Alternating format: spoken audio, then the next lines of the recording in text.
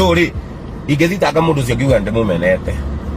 Muini wa nyimbo cia mugithi wi ngumo na muini twendete Waithaka wa Jane ni aruta mukana murundu kuri aini aria makoretwo magika remix ya nyimbo ciake na kurekodi nyimbo icio matakumuhoya rutha, akiuga agirire gukorwo agikinyukia makinya ma gukinya igoti-ini. Waithaka wa Jane arauga aini acio ni maramwagira gitio na njira nene muno na magakorwo makiagira gitio wira wake, kuona we ndari na uru na mundu na ndari auga ati mundu ndagirire gukorwo akiina nyimbo ciake, no akauga ati andu acio maramwagira gitio na kwaga kumuhurira thimu riria mareka remix cia nyimbo ciake. She didn't even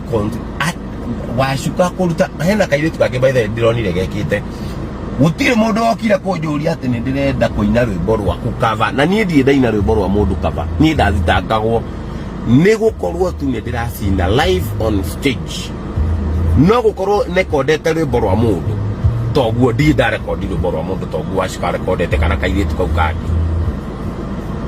wanyita. So ri ingethitanga mundu ucio ngiuga ndimumenete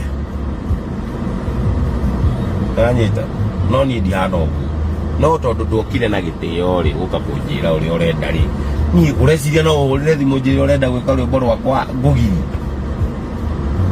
Icio nicio ciugo cia Waithaka wa Jane uria uronekana ndakenehetio ni aini aria makoretwo magika remix ya nyimbo ciake kana kurecord remix ya nyimbo ciake matakumuhurira thimu na kumuhoya rutha. Akauga we ndari na uru na mundu, angikorwo mundu ni arenda gwika remix ya rwimbo rwake akorwo akimuhurira thimu na maranirie niguo akorwo agitikira kana akarega, tondu arauga andu acio guthie na mbere na gwika remix ya nyimbo ciake matakumuhoya rutha ni kwaga maragira wira wake gitio na gukorwo makimwagira kinyagia we mwene gitio, na ni akorwo akiaria ndeto ciegie hau kabere uria agikoretwo akiakizwo kuina nyimbo ciene. Akauga we akiuzagwo kuina nyimbo icio on stage, no ti gwika remix kana kurekodi nyimbo ciene ainite agacoka gacipost, na koguo ni agikorwo akiruta ihoya kuri aini aya upcoming aria marathie na mbere na gwika remix cia aini. Akiuga ati magire gukorwo makihura thimu